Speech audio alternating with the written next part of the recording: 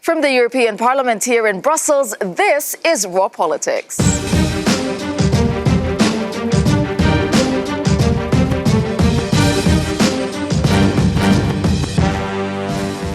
Thank you for joining us tonight, and this is what we have on the menu. Policing science, the political debate over claims a Chinese doctor edited the genes of babies. Club NATO after confrontation with Russia. Should Ukraine join the world's most powerful military alliance? Project Fear, Theresa May's Brexit tour threatens to ignite a fresh round of political fear-mongering. People power, the Swedish women trying to get people to pledge to quit flying next year. And Boris blunder, Bojo's video outtakes in tonight's Raw Moment. All right, it is time to meet our panel. For tonight, I'm joined by Darren McCaffrey, our political editor at Euronews. Darren, what are the stories that you like? Well, it's almost stalemate now, isn't it, with NATO and Ukraine. We've got Angela Merkel insisting that it has to be diplomacy, not military action, that the solution to all of that. That's not worked in the past. And Ukraine pleading with NATO to do something. And NATO essentially saying, no, I'm sorry, guys, we're not going to go that far. It's really, really difficult. It's kind of like, it's quite difficult to describe what it is, because it is a war that is kind of almost frozen, but sparks up every so often. Yeah, the question's on the table. And with no progress being made from either side. Should Ukraine be part of NATO? All right, joining us as well is James Crisp. He's a Brussels correspondent with The Telegraph. James, which of the stories do you like? I like Project Fear 2.0 or 3.0 or whatever 0.0 it is at the moment. I think it's endlessly fascinating. Or you could call it a charm offensive. I think charm is a strong word. All right, we'll talk about that. I'd focus more on the offensive. On the fear. All right. And also joining us is Eva Kaili. She's a Greek MEP with a group of socialists and Democrats, and she also chairs the panel of the future of science and technology. Eva, what story do you like? It's always the science, right? Yeah. So when it's science and development, I think it's really exciting.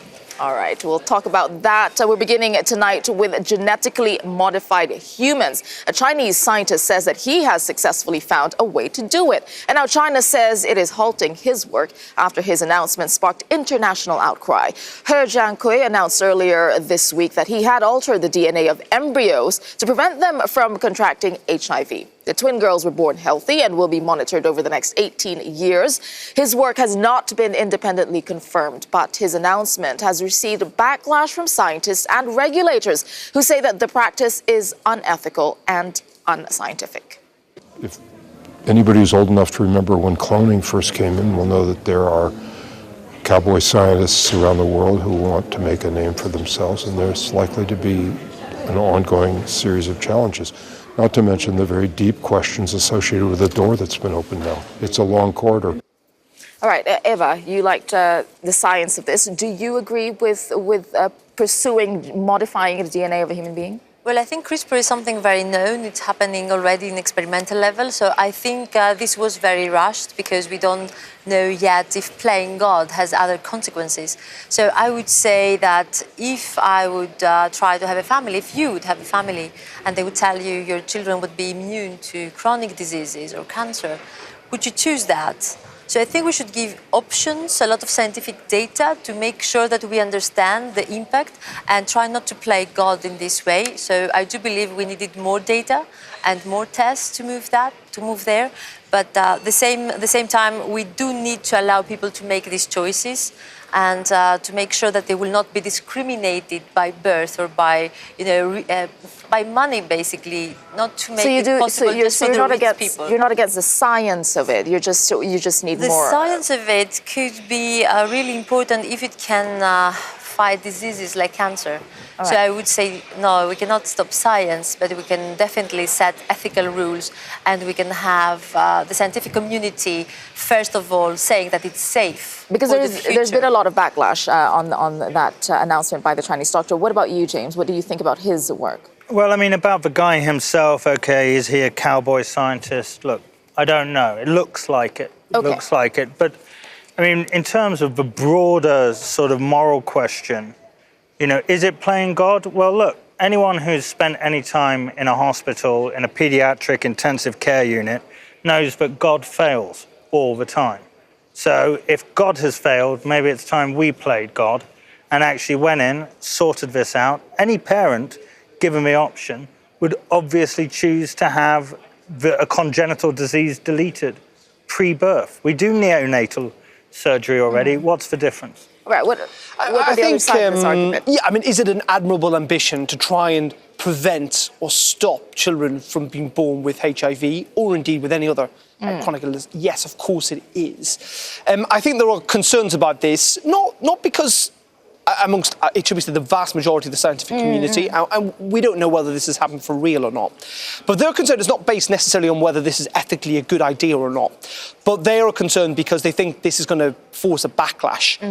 Now, this type of procedure it's essentially banned in pretty much every country around the world. And they fear that there could be a clampdown further and that this essentially we're not there yet. Right. More tests have to be carried out. We don't know what the implication because is. It's still really we don't at know the very by beginning changing stages. DNA what it may lead that to. you may solve one problem and create 10 others. I think that is the question. And prevent further research. All right. Well, the scientific community has been reacting to this news all day. And joining us now via Skype from London is the founder and director of Human Genetics Alert, a pressure group focusing on the ethical and social issues raised by genetics. Dr. David King, thank you very much for joining us. Now, your organization is not opposed to genetic research per se, but what is the fear that you have with the announcement by the Chinese doctor? What is it? What is it really that you're afraid of? Once we cross this ethical line, which has been established, as one of your commentators there said, around the world for the last 30 years, and it's been put there because of the fear that once you cross that line, you will very quickly move to a situation of commercial eugenics in which people will be genetically enhancing their children to compete with other people's children. Those people, of course, who can't afford that, their children are going to lose out. That is a scenario that any serious person would say we want to avoid. But isn't this the future of science? I mean, if we go back 20, 30 years, we could say the same thing about a lot of the procedures that currently exist. Isn't this a direction that science is taking? It could do, but the point is there's absolutely no medical need for it whatsoever. Unfortunately, the people who were speaking just before me assumed that it's either that there will be, children with dreadful genetic diseases, or we do this. No, that's wrong. Every serious report that gets put out by this, including by the scientific community, points out that we already have all the tools we need, reliable, robust tools to prevent the occurrence of genetic disease. So on a very basic ethical level, you do not use highly experimental, possibly dangerous for the child techniques when you've already got a perfectly safe and robust way of doing it. All right. If we were to put regulation in place, would that help? We've been calling for, because there's no medical need for it, we've been calling for the last 2 decades for a global ban on this and also on reproductive cloning at the same time. I think that's what I think will be necessary. And that once the public sees a clear line drawn in that way, then it's fine. Then they will be reassured that scientists are acting ethically and doing things which actually genuinely benefit sick people. All right, thank you very much, Dr. David King from the Human Genetics Alert there. Thank you. All right, the issues raised by Dr. King there, I think you raised them as well. So when it comes to regulation, how do you regulate something like this? Well, actually, you need more scientific data to make regulation. What you can say is you need clinical tests. So you need to do regulation based on principles. You need to say that you will not put in danger the health of somebody without their consent. So they have to know their options. They have to know the dangers that are there, the challenges. And then we have to make sure that proper research and transparency is also taking place. But I wouldn't say you can stop research. You have to give more money for research. And I know there's already great research happening in the US in several universities like Berkeley and MIT. I mean, it's understandable, your point about parents wanting the best for their children. But as Darren pointed out, we don't know that by changing one thing that you could create a whole host of other problems. Would that change your opinion? No, I mean, they just need to find out. The thing which concerns me is that you'd have, I'll try and think of a delicate way of putting this, religious nut jobs who think that, oh God, we can't do this because, you know, But it's God also, doesn't but it's want also, me to. No, but it's also doctors who are worried about the implications of That doctor. scientists. I mean, it was that doctor who was worried about it. I mean, But Okay, where do we draw the line there is as well? I mean, we are talking also about experimenting on actual human beings. So where is the line, you know, that you draw there? Well, look, I mean, Whose children can consent. well, look, I mean, I'll be honest with you. You know, my son was born with half a heart, right? If there was a way where I could have gotten his DNA before he was born and changed that, I'd do it. I think also this point, Tessa, about inequality and about how wealthy kids might be able to Access, yeah. afford it. But we already live in a world where that happens. The vast majority of children who are born and die of HIV are not in the developed world. The child infant mortality rates are highest, again, in the developing world. If you are poor in Western Europe, you're far more likely to die earlier than if you're wealthy. There is already health in it. I'm not saying we should exacerbate it, but it's already there. I'll let you give the last word, Eva. If you had proof that this would not harm their health in any other way, and you have the choice to prevent this disease, then I think people would choose to proceed. So I think that we should make sure that there's a safe environment and scientific data to do that. And at the same time, as I said, we cannot decide, we cannot stop research and science, because all times, anything around science seems like magic. Yeah, I think the question there really is where do we draw the line when it comes to scientific innovation moving into the future? All right, let's move on to another story we're looking at, because Ukraine's president is calling on NATO to send ships to the Sea of Azov to, quote, assist Ukraine and provide security in a high-stakes confrontation with Russia. Petro Poroshenko's comments came after he toured a Ukrainian military training base, and on Sunday, Russia opened fire on 3 Ukrainian ships, seizing their crews. Moscow has refused to release the sailors and has put several under arrest for allegedly trespassing into Russian waters. All right, this let's look at this is again escalating. We're seeing this Ukraine asking for help. Is this the right way to go about dealing with this, Eva? First of all, I think having monitoring forces there, this could be something that NATO could provide. But this is different than talking about NATO taking action. This is really different. And let me say that between Greece and Turkey, for example, we have evading borders, sea borders or airspace every day. And Turkey is an ally in NATO. So we don't need more tension. So we don't need to provoke. We need to try to cool things down and to make sure there's going to be a monitoring force. Does it make sense for Ukraine to be a member of NATO now? What do you think, James? No, absolutely not. I mean, they're not a member of NATO. Why would we welcome them into NATO at the point when they're in basically a conflict situation with Russia? I mean, if Russia invades Ukraine, that means that NATO would have to attack Russia. I mean, who wants that? You can already argue with the annexation of Crimea, they've done that. But it is interesting. But they're not members. Yeah, and NATO today essentially have said they're not going to act on this plea from Ukraine.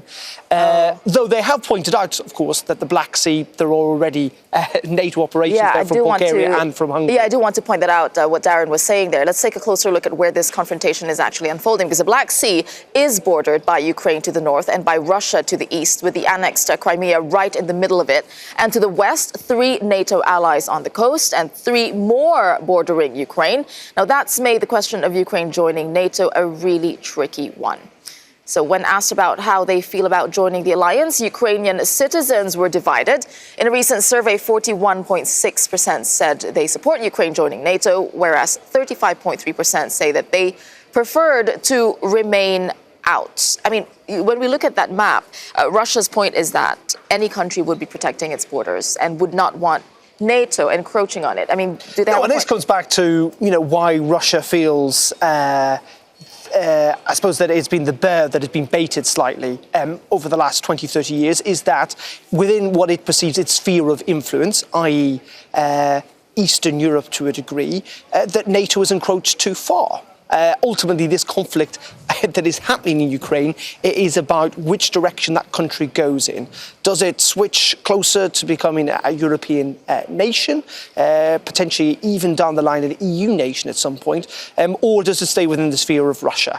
And it's protecting its own backyard. It's what superpowers across the world have done for decades. The United States does it in the Caribbean and in South America. China is increasingly trying to do it in the South China Sea. It's a very natural thing for Russia to do. Yeah, you did speak to MEPs today about that. Yeah, I did. We spoke to them about whether NATO membership was a solution to this, because ultimately the problem is that Western leaders, Tessa, are coming out with ideas about sanctions, which haven't worked. Diplomacy, we heard again from Angela Merkel today, has not worked.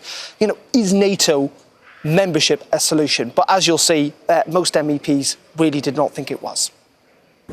Well, I think that those are steps that now would be very controversial, but we do feel great responsibility for the stability and the security of Ukrainians. And certainly we must all stand together, and this is really a global challenge, against leaders, for example, Vladimir Putin, who is actually violating the rule of law and international law all the time. I think that's so far in the future, it's utterly hypothetical, and I don't think it's an answer for now, and I don't think it's a serious conversation for now. It's up to Ukraine to decide how it wants to proceed in future, and Ukraine is on its way towards democracy, economic success, human rights and other issues. There's a lot of things to do. We still have a long way to go, but in general, we are of the opinion that a country should decide for itself if it wants to have a pro-Western orientation or not. No country should be forced to ask Mr. Putin for permission. It's not, I mean, NATO membership isn't about a solution to a response to one situation. As you know, it's an ongoing process. I do think that it is very important that there is seen to be a response from the EU and from kind of NATO partners as well. So there is a reaction that matches that probing that is going on by the Russians. I mean, clearly from there, no one really wants to have a military confrontation with Russia. And Russia is well aware of that. So where does that put the EU?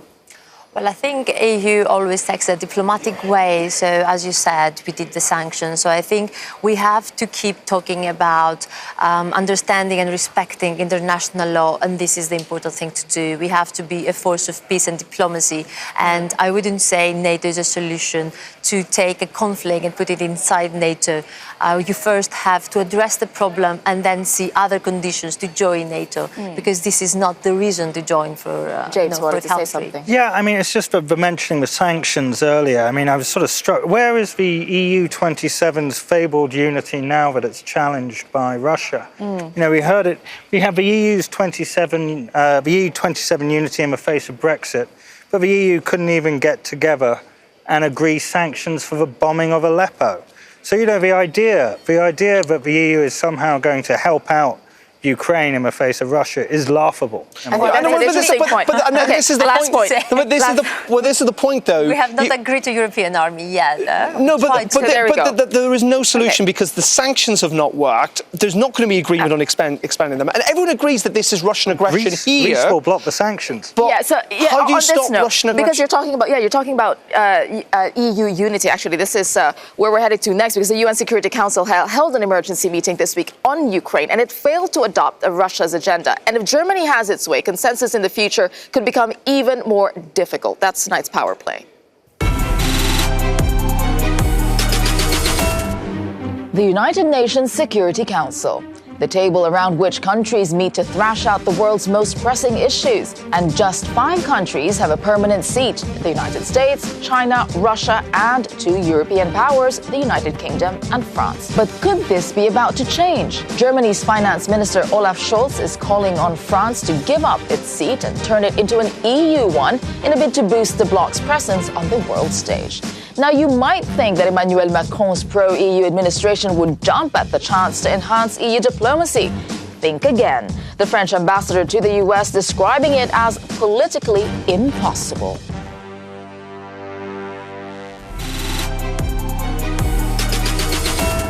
Well, there you go. To your point, James, the chance to have an EU veto at the UN Security Council, France said, no, you can't do that. That speaks to the unity that you're talking about. I think well done, President Macron, for having an attack of common sense and, you know, making the correct decision. Yeah, I think if the European Union can speak with one voice here in Brussels, I'm not entirely sure how they're going to speak with one voice in New York. But it can on Brexit. What about the unity which has been nurtured by Michel Barnier? Where is it now? You'll be glad to know Brexit's coming up in part 2, but... There was not a European decision for the Brexit. It was a There you go. Yeah. It's a UK decision to exit. The EU27 I endorsed think most of us would deal. love them to stay On and Ukraine, have I a think second referendum, actually. A key moment. Well, we've got Angela Merkel saying she's going to confront Vladimir Putin in Argentina. We know the Trump-Putin meeting is going to go ahead. The question is, I mean, you know, to quote Theresa May, will anything change? Nothing has changed. I'm not entirely sure anything will change because the stick with which the West has got to beat Russia for its apparent aggression that everyone agrees it is doing is so short. It's just ineffective. So you were talking about earlier that Greece had its own, opinion on a host of different issues. So you think that speaking with one voice as an EU bloc is not going to work on an international stage like that, on an issue like Russia? We are trying to build European politics for our international affairs, to have an army, a European army. But we're not there yet. We're building it slowly and we need consensus. So we cannot expect from Europe to have this voice since we have not agreed yet for the European army. So I think already we're trying to, to be, as I said, the power to bring peace and diplomacy. But at the same time, this is a difficult situation. We have the countries already speaking. And because you mentioned UK decided to do that. Europe is like always trying to keep, but I think a voice loud. Yeah, this is the crux of the matter, I think, here at the EU, is trying to get all voices to speak as one. Constant topic. All right, coming up on Raw Politics, it's another Brexit doomsday. As we were talking about, there's a report released as Theresa May campaigns for her exit deal with the EU. And we'll look at whether the string of bleak outlooks is a sincere warning signal or fear-mongering. Plus, free condoms. France announces it will reimburse the cost of the contraceptive. We'll tell you why after the break. Theresa May, someone who essentially lost the Conservative Party the majority, do that in the space of 10 days. If we look at her schedule, she has a lot more in the coming days, and we'll definitely be keeping an eye on that. I think each day different topic, different section. I mean, all right. Just one thing I'd just quickly add. 5 seconds. 5 seconds. Every single time Theresa May goes on television, the more exposure she has, the less popular she becomes. She shouldn't be seen on television. She shouldn't talk to the people because it actually makes her less liked. I just want to... Okay, we've got to move on. Really significant today that actually for Brexit and for Europeans is that net migration from the European Union to the UK is at the lowest since 2012. There has been a massive fall-off on particularly Eastern Europeans moving to the UK. Brexit is having an effect. A lot more of those information coming out in the next few days as Theresa May goes around the UK. All right, Saturday is World AIDS Day, and ahead of that, a new approach in France is getting some attention. Let's take a look. In France, there are around 6,000 new HIV-positive cases every year. Young people under 25 are among the most vulnerable, with between 800 and 1,000 new cases detected annually. Ahead of World AIDS Day, the country is trying a new approach: free condoms. Available from December 10, the French government says people will be reimbursed for one brand of condoms prescribed by medical personnel, making it just one of few European countries to do so. For the Health Ministry, it's a new step in the prevention and protection of French people. Meanwhile, the UK has successfully hit the UN's 90-90-90 target in relation to ending the spread of HIV, successfully diagnosing and treating more than 90% of people. It joins Denmark and the Netherlands, who passed targets in July. But for Russia, the picture isn't so bright. The WHO has warned stigma around the disease has meant a surge in new cases. All right, what's happening in France? Terry, the people who actually need it most, is this the right way of going about it? I think making contraception more accessible to people is always a good step. But they won't go to the doctor and say, give me a prescription so I can get it for free. Well, I think that some people might actually do that. So we have cities like, for example, Hamburg, who have already made condoms freely available, and they have had positive experiences with it. And yes, it's not solving the problem altogether, but I think it's a good step, and I think it's sending a very clear signal that we are still up against the fight in the fight against HIV, because I have the impression that in the last years, the attention has gone down, and then the number of new infections is going up. So I think it's important to also symbolize that we are still in this struggle and that we need to take every possibility at our hand in order to fight against AIDS. So free condoms, but one brand only. So one brand only. I feel slightly for the producers of this programme who clearly spend a lot of time trying to find pictures, and we'll go with that script. I think on, is prevention better than cure is essentially the point on this, and it is. A lot of medicine is freely available to people because they need to be treated for it. Should condoms be free in order to prevent STIs, particularly HIV? Is it a positive step? Of course it definitely is. And it brings attention back to the issue. I mean, as Tara was pointing out. All right, more coming up after the break. Hungarian Prime Minister Viktor Orban has been a busy man this week. He's literally rolled out a campaign against MEP Guy Verhofstadt, all the while tightening his hold on Hungary's media. Do stay with us.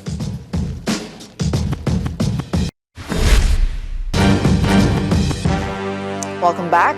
A spat between Belgian MEP Guy Verhofstadt and Hungary's far-right leader Viktor Orban has just ratcheted up a gear. Well, remember this. Look at that. A couple of weeks ago, Verhofstadt took a billboard truck through Brussels. On the side, Viktor Orban raking in wads of EU cash with the words, "First he took our money, now he wants to destroy Europe." And now Orban is striking back. He says that his own billboard truck will soon be in Brussels. It features Verhofstadt with a quote reading, "We don't have a migration crisis," and the caption, "Hundreds have died in terrorist attacks since 2015. Here's what he had to say about that a little earlier. What's outrageous is the fact that with this campaign, Orban is mainly saying that all migrants are terrorists. And I ask myself how long the EPP will continue to keep Mr. Orban inside their family, because he's closing universities, he's putting a lot of media, also private media, under government control, under the control of Fidesz. But it's not just buses that Viktor Orban has been using to take control of the narrative. As Guy Verhofstadt had just been saying, his grip on Hungary's media is expanding and tightening. The owners of a vast majority of Hungary's pro-government media outlets said yesterday that they will donate their companies to a foundation creating a huge right-wing media conglomerate. Approximately 88 million euros worth of media assets will be handed over to the foundation for free. Now, Orban's allies bought or founded most of the publications donated, which enjoy copious state and government advertising. Hungary's media was judged the 87th freest in the world in 2017, down from the 40th place in 2010, the same year Viktor Orban took office. All right, joining me for the state of media freedom in Hungary, I'm joined by Sándor Zsiros from Euronews' Hungarian service, and still with us is Green MEP Terry Renke and our political editor, Darren McCaffrey. All right, Sándor, you know the media landscape very well. How bad is it? This paints a really bleak picture. How bad is it? Well, for example, this summer I went back to Hungary, and if you talk to people and you tell them that you live in Brussels, they are a little bit shocked. How can you live in Brussels? You don't feel that you're living in a dangerous city full of terrorists and really bad immigrants, because people are not brainwashed, but the propaganda is really heavy on them, especially if you don't have internet access like So would you say there's no more free media in Hungary? Is that a fair statement to say? No, it's still free, because if you have the money, you can start a media outlet. Euronews is still there, so there is free media, but the space for the debate is very small, and it's getting actually smaller. I would say the television market is partially free. The internet market is more or less free, but there will be movements. But coming. Orban is succeeding, I suppose, in what he wants to do. Yes, it's succeeding. So Terry, what do you think in terms of the oligarchs, joining in, selling, putting their companies into this big conglomerate? What do they get out of it, do you think? Well, I think that there obviously is a whole system behind this. I mean, it's not just Orban who's restricting the press freedom. He's basically restricting democratic values when it comes to civil society, the academic freedom, and so on. So he has a very strong grip on the Hungarian society, and he controls all the power. So eventually he will also be able to give something back, which he has been doing in the past. And this is why I guess he has friends who are supporting him in this struggle. And I believe it's going to be one of the major contributions conflict lines for the European elections next year. What direction do we take with regards to but I think what's rule of law interesting and is democracy? Darren, he's not even pretending anymore to toe a democratic line that will please the EU, because he's still part of the EPP. Fidesz is still part of the EPP. He is, and this is, as Guy Verhofstadt was suggesting there, this is, it is probably going to get to a crunch moment where that question about whether he should remain inside and his party should remain inside the EPP, and you're right, that's potentially could come ahead of the European Which is the biggest political party here in Parliament. Indeed it is. But the worst case for the European Union in all of this is that this is starting to be replicated elsewhere, that this is simply not confined to Hungary. We're seeing exactly the same not exactly the same, but going in exactly the same direction, at least in Poland. If you look at where they have fallen also significantly in terms of the world rankings in media freedom, questions too about what's happening in the Czech Republic. So, yes, it is particularly acute in Hungary, but there are worrying trends elsewhere. But Chandra, I want to ask you, because some would argue it's a disrespect to Hungarian people or not understanding Hungarian people. Are there different democratic processes or the ideas of what democracy is in Hungary versus what we see as democracy here? Is that valid? I think people are fine with Orban, and I would say that Hungarians would elect Orban even if he would not have this grip on the media or on the rule of law. Because simply Orban is telling them what they want to hear. When we joined the European Union, for many years, we had to obey to Brussels. Really, the socialist governments did exactly what Brussels said. And Orban was the first one who said, okay, we can have our own voice, we can denounce things, we can say no to Angela Merkel, for example. And he did that. And people like this especially. But I think that Orban would easily win elections without this grip on the media. Yeah, I think that's a dangerous power play. I think, power play for the EU. Well, to be honest, I might slightly disagree, because I was in Hungary before the elections this year, and I really had the feeling the only topic that was being discussed was migration. So when you went through Budapest, there were all these government-paid or partly government-paid or dubiously government-paid posters, and this was really the one political question. Whereas if you look at other issues, there is a lot of disagreement also from large parts of the population, because a lot of things are not going well in Hungary, but Orban is really managing to steering all the attention to this topic and believing that it's us against them, making people believe it's us against them. And I think that's a very, very dangerous line to go down. I think this is really not the last time Viktor Orban is going to make headlines in European politics. All right, after the break on Raw Politics, a video has emerged of former UK Foreign Secretary Boris Johnson in a string of gaffes, from forgetting Portugal was neutral during World War II to being corrected on the history of James Bond. That's coming up.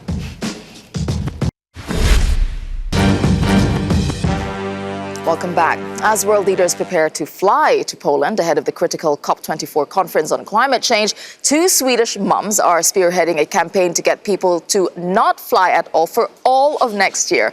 Maja Rosen and her neighbor Lotta Hammar launched a social media campaign asking people to pledge to give up air travel for 2019 and cut their personal contributions to greenhouse gases. According to the European Commission, air travel is responsible for around 3% of greenhouse gas emissions in Europe. All right, and Maja Rosen joins me now live by Skype from Styrso Island in Sweden. Maja, good to see you there. All right, from an ordinary citizen, what pushed you to do this? What made you do this? Well, I gave up flying about 10 years ago for climate reasons, and ever since I've been struggling a bit to know how to speak to people when they talk about their flights. Because part of me doesn't want to destroy the atmosphere, but also we are in the middle of an acute climate crisis. So, you stopped 10 years ago, you said. So how do you go about doing that? And what is the message of this current campaign then? Well, I think one of the most important things you can do as an individual is to give up flying. And also flying is one of the last things that people are willing to give up. So I think signing up for this campaign it's like a statement that symbolizes that you take the climate crisis seriously and that actually you're willing to do something in order to solve the crisis. So it's also like a way to wake people up and realize that this is serious now and that we have to do something. People have shown support for your campaign online, on social media. What is your goal here? Well, our goal is to have 100,000 Swedes signing up. Because the thing is with this campaign, you promise to take a year off from flying, but you only promise to do so if we reach the goal of 100,000 people. And if we do that, we can together make a big difference for the climate. Just on a personal note, how do you travel? I mean, how do you discover the world if you don't fly? What do you do? I think there's so many other ways that you can travel. I've spoken to so many people this year that has already made this decision. And it's interesting because they all say that once you try traveling without flying, you appreciate what you actually can do without harming the climate so much more.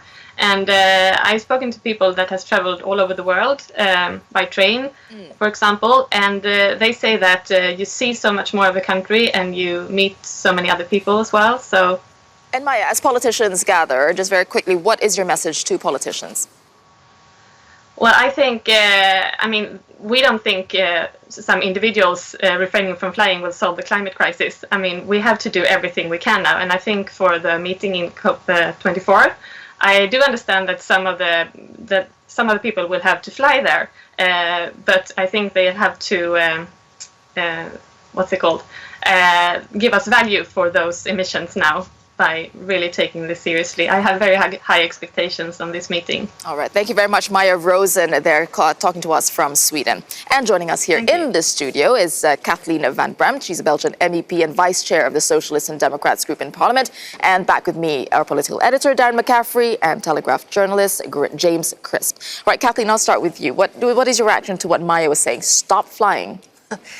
Let me first say how much I appreciate this sort of activism. You saw the Gilets jaunes in France. It's another action, but it's also important.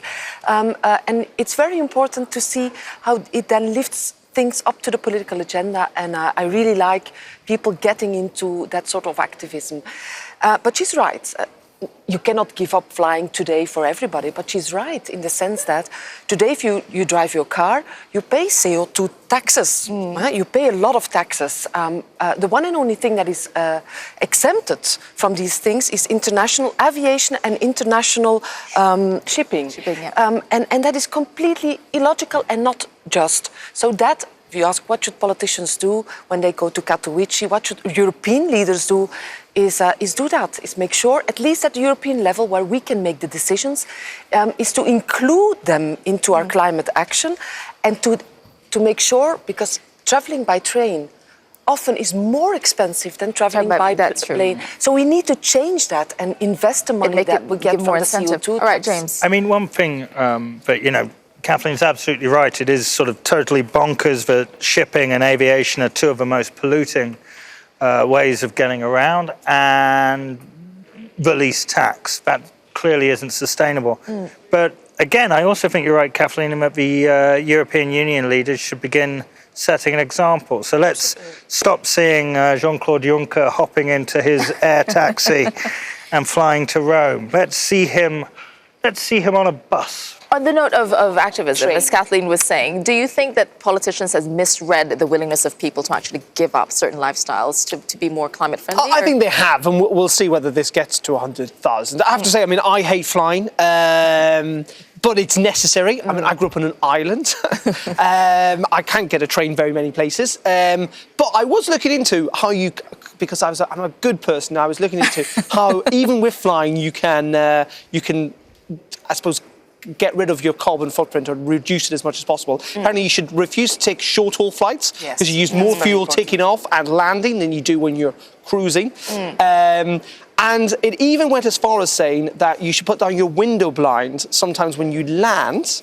because it means then the plane stays cooler when it's on the tarmac when it's hot outside. So there are tips, even when you do fly, for reducing your carbon footprint. I'll give you the last word, Kathleen. What is really very important, what you just said, is for the short distance in Europe. And because we're very highly populated in Europe, for the short distance from Brussels to Paris, from Paris to Madrid, we should sort of get out of flying and get into the real efficient, low-cost train. But that does have to change the mindset there, because it takes longer. But we will have to change our mindset on many issues. That's absolutely right. All right, it's time for tonight's Raw Moment now. Britain's former Foreign Secretary Boris Johnson has a hungry Twitter audience, but sometimes the videos require a few takes to get them just right.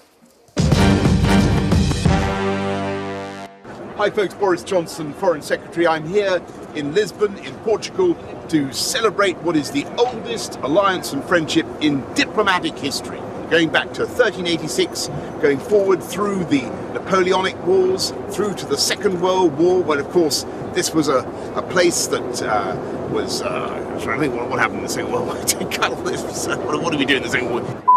Portugal is our fourth biggest trading partner. We are Portugal's fourth largest. Portugal is not our fourth largest.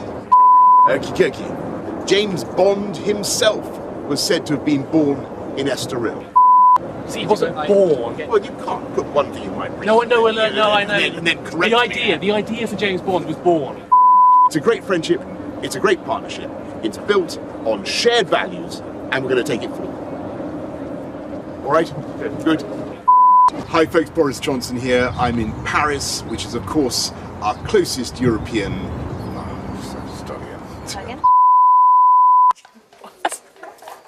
What do you think? Oh, You like Boris? Look, given that Boris Johnson used to be the Telegraph's Brussels correspondent, I'm going to defend him.